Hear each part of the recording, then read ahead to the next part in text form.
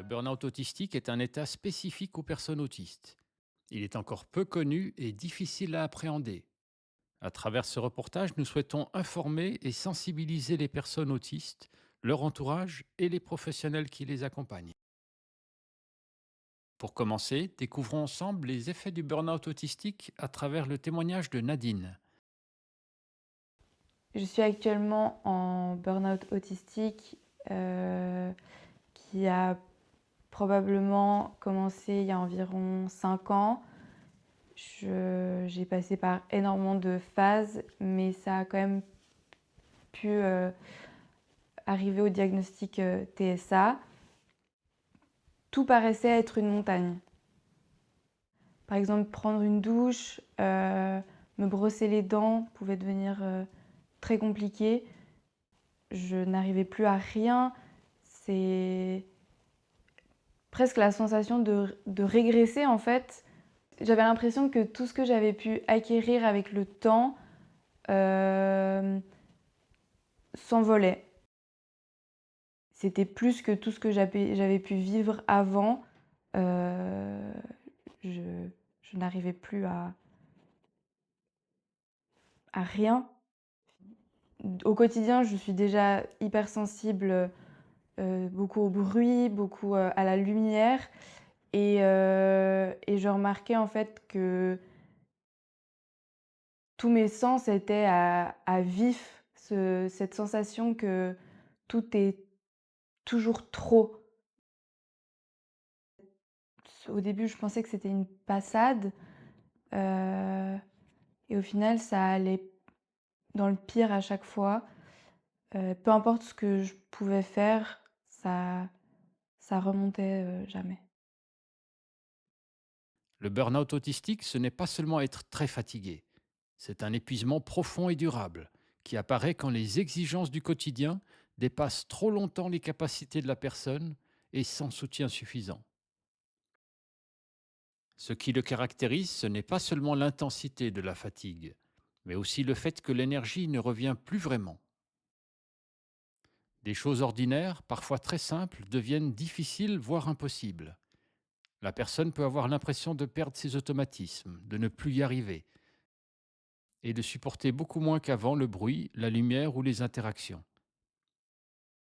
Cela peut ressembler à une dépression ou à un autre type d'épuisement, mais le burn-out autistique a ses mécanismes propres, liés au fonctionnement autistique et au coût de l'adaptation quotidienne.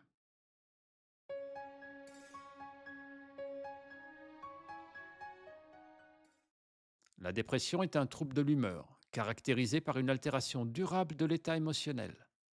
Dans la dépression, le trouble de l'humeur et la perte d'élan sont souvent prépondérants. Il y a un désengagement global, et la cognition, les émotions et l'estime de soi sont altérées. En contexte favorable, on observe peu ou pas d'amélioration. Le burn-out autistique est un état d'épuisement durable lié à une surcharge chronique d'adaptation. Il est précédé d'une période de surcharge. On observe des pertes de fonction et une hypersensibilité accrue. L'énergie peut revenir dans des environnements sécurisants et peu exigeants. Mais devant une dépression dite atypique ou une symptomatologie dépressive résistante aux prises en charge habituelles, l'hypothèse d'un burn-out autistique mérite d'être examinée. Car le burn-out autistique peut être confondu avec une dépression, et les deux peuvent coexister. L'objectif n'est pas de simplifier à l'excès, mais d'élargir le regard clinique.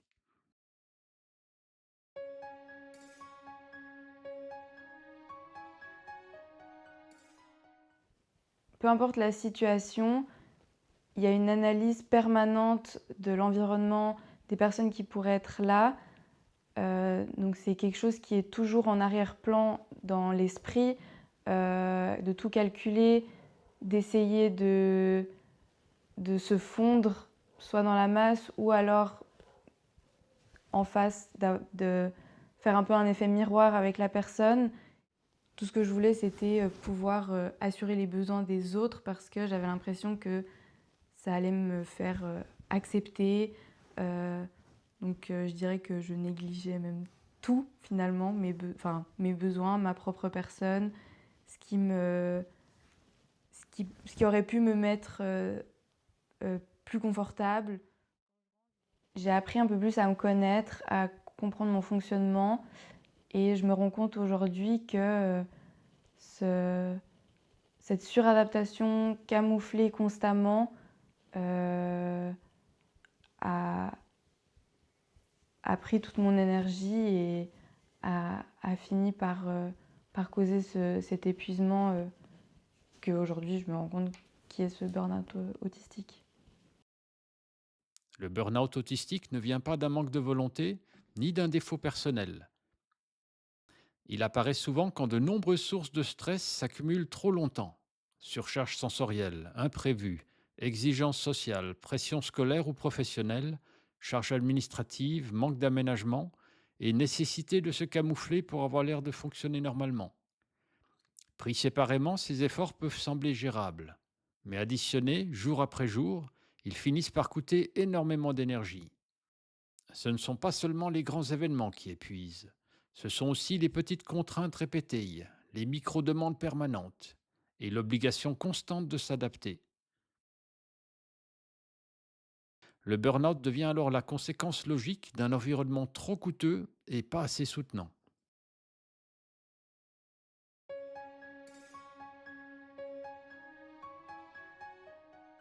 J'ai toujours ressenti, lorsque je commence une journée, d'être déjà à un niveau très bas d'énergie et que, la moindre chose dans la journée, heu, pouvait déjà m'en enlever une bonne partie.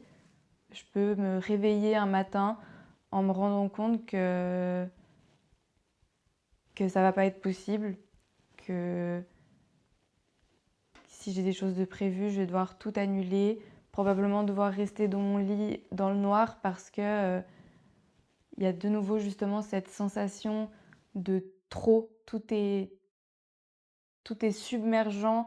Le Même des fois, ça m'est arrivé que les draps de mon lit, au contact de ma peau, c'est aussi trop. C'est vraiment une sensation de tout devient insupportable et c'est ouais, c'est des moments très difficiles à gérer. Surtout quand ils sont en plus de ça, imprévisibles et que, ben, on doit tout faire en conséquence d'eux. Je je tournais en boucle sur, pourquoi tout d'un coup, même je me disais: «Mais en fait, est-ce que je suis juste une flemmarde? Est-ce que je suis juste une incapable? Pourquoi est-ce que tout d'un coup même, des tâches qu'on appelle même pas des tâches finalement, deviennent impossibles pour moi?» J'ai toujours eu et du coup ces derniers mois encore plus, eu cette sensation qu'en fait j'avais plus aucun contrôle à mon quotidien parce que tout était fait en fonction de ma fatigue et du peu d'énergie que je pouvais avoir de temps en temps. Donc c'est j'avais l'impression d'être presque spectatrice, de devoir, en fait non, de même plus pouvoir rien faire. Je me suis dit: «Ça sert à rien que je prévoie des choses parce que je sais pas si je vais pouvoir aller, que ce soit à des mêmes rendez-vous médicaux», comme j'ai dit, qui sont essentiels et importants, mais qu'au final j'arrivais même plus à respecter, voir mes amis, j'avais plus envie de prévoir quelque chose et de devoir annuler à la dernière minute, parce que, ben, ça augmentait ce sentiment de culpabilité, mais ça m'a énormément isolée finalement. Pour beaucoup de personnes autistes, l'énergie fonctionne comme un budget limité. Et ce budget ne commence pas toujours la journée au maximum. On peut déjà se réveiller fatigué ou déjà très bas. Ensuite, une multitude d'efforts visibles et invisibles viennent encore puiser dedans. Le bruit, la lumière, les transports, la foule, l'organisation, les interactions, les changements, le camouflage. Une tâche qui paraît simple de l'extérieur peut donc coûter très cher de l'intérieur. Ce qui complique encore les choses, c'est qu'il est souvent difficile de savoir à l'avance combien chaque situation va coûter. On peut alors se retrouver à court d'énergie très tôt ou vivre des effondrements brusques et difficiles à prévoir. Comprendre ce budget d'énergie, c'est déjà commencer à mieux se protéger.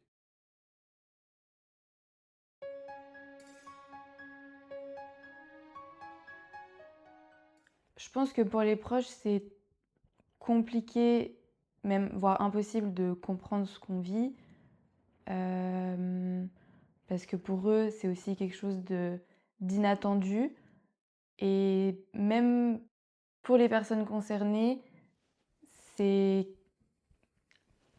c'est extrêmement difficile d'expliquer parce que nous-mêmes, on comprend pas ce qui arrive. Je pense que le plus important ou ce que j'aurais eu besoin, c'est déjà d'être écoutée et entendue.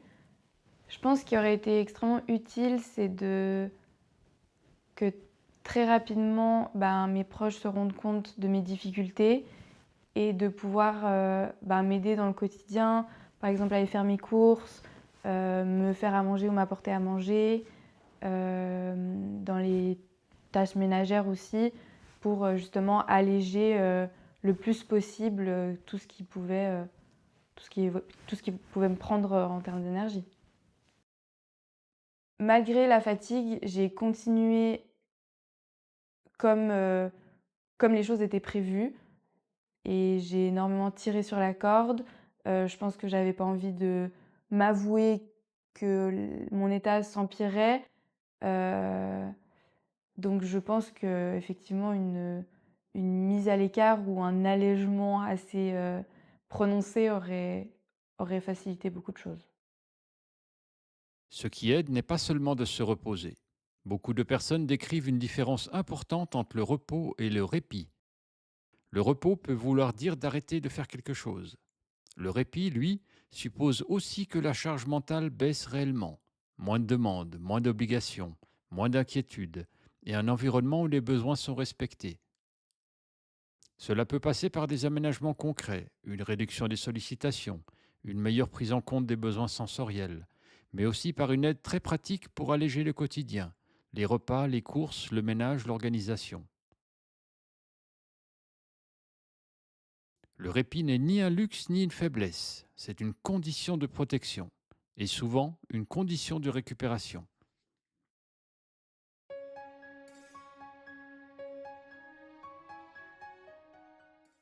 J'ai la sensation quand même de remonter un peu la pente gentiment. Je recommence à avoir déjà un petit peu plus de sensation de contrôle dans mon quotidien, pouvoir assurer aussi, justement de retrouver mes petites routines, et voir que j'arrive à les assurer. Mais mais tout reste quand même encore assez incertain. J'ai encore des crashs assez souvent, qui sont encore difficiles à prévoir.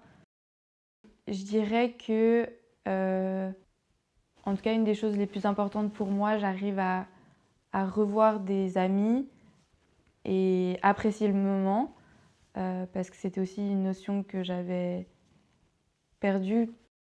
Je pense que la grande différence, c'est justement déjà, heu, le enfin, le fait d'être plus indulgente avec moi-même, hem, justement diminue énormément la culpabilité et donc j'ai l'impression que c'est ce qui a fait que j'arrive plus à accepter mes limites. Le fait aussi de mieux me connaître et mieux me comprendre, chez moi, ça permet en fait juste d'expliquer, pourquoi je vis tout ça et que j'ai plus envie de justement tirer sur la corde et pas accepter mes limites. C'est encore difficile pour moi de définir mes limites, donc c'est encore en exploration. Je justement, j'observe beaucoup, beaucoup de choses de comment je fonctionne au quotidien pour justement réussir à j'espère, à les définir, plus,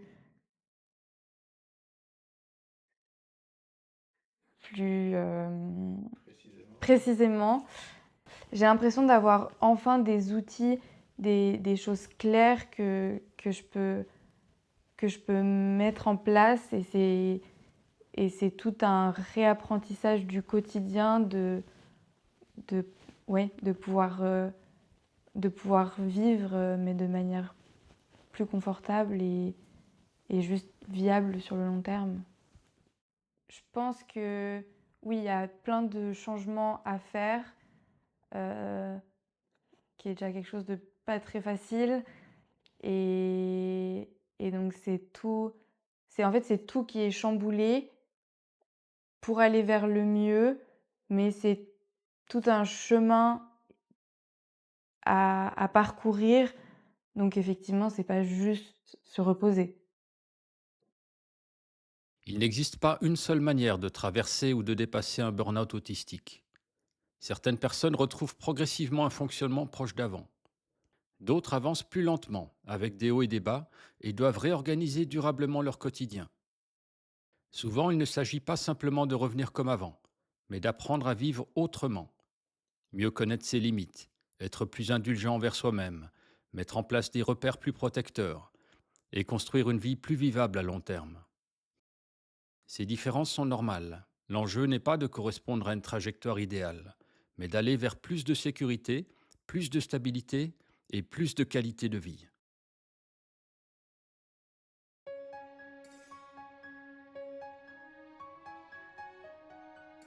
Je pense qu'aujourd'hui, si j'avais pas eu le diagnostic TSA, je pense que je serais encore au fond du burn-out.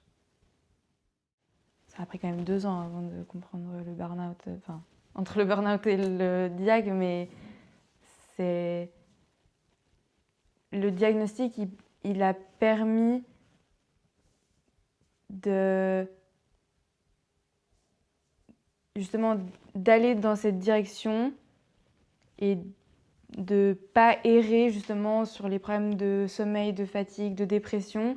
Ça a mis un point en lumière que j'ai fini par explorer et c'est là en fait que j'ai compris ce qui m'arrivait. De savoir que ça fait partie de comment je fonctionne, que ça fait partie du TSA, de mon TSA. De le savoir, c'est ce qui a permis de comprendre que, j'étais en burn-out autistique parce que justement, toutes ces choses-là, j'y étais beaucoup trop confrontée, sans pouvoir, justement mettre les limites, sans pouvoir m'en protéger. J'aurais tendance à dire que de s'entourer de personnes concernées qui puissent aussi, partager, parce que c'est quelque chose qui m'a aussi beaucoup aidée de savoir que j'étais pas seule ou que j'étais pas folle non plus, que j'étais pas flemmarde, que c'était quelque chose de réel, ce que je vivais et justement c'est aussi le fait de me faire aider par les personnes concernées, c'est ça qui m'a fait comprendre que, c'était quelque chose de réel. J'ai eu de l'aide professionnelle, mais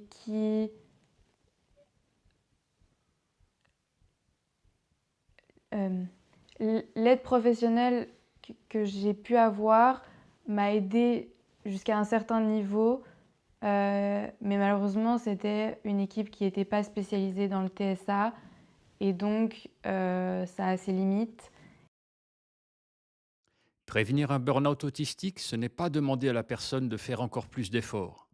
C'est repérer les signaux d'alerte, une fatigue qui ne part pas, une hypersensibilité accrue, la perte de capacité habituelle, des effondrements imprévisibles ou la sensation de ne plus contrôler son quotidien. Les premiers secours consistent d'abord à croire la personne, à ne pas minimiser ce qu'elle vit et à réduire ce qui l'épuise. Cela peut vouloir dire ralentir, annuler, alléger concrètement le quotidien, permettre un vrai retrait, demander de l'aide, mettre en place des aménagements ou rendre les besoins plus visibles et plus légitimes. Mieux comprendre ce qui se passe soulage déjà. Mais ce soulagement doit s'accompagner d'actions réelles pour protéger la santé et éviter que l'épuisement ne s'aggrave. Comprendre le mécanisme du burn-out n'aide pas seulement à en sortir. Cela peut aussi aider à le repérer plus tôt et parfois à le prévenir. Ces repères gagneraient à faire partie de la boîte à outils des personnes autistes, mais aussi de celle de leurs proches, pour mieux comprendre ce qui se passe, réagir plus tôt et protéger plus efficacement l'équilibre de chacun.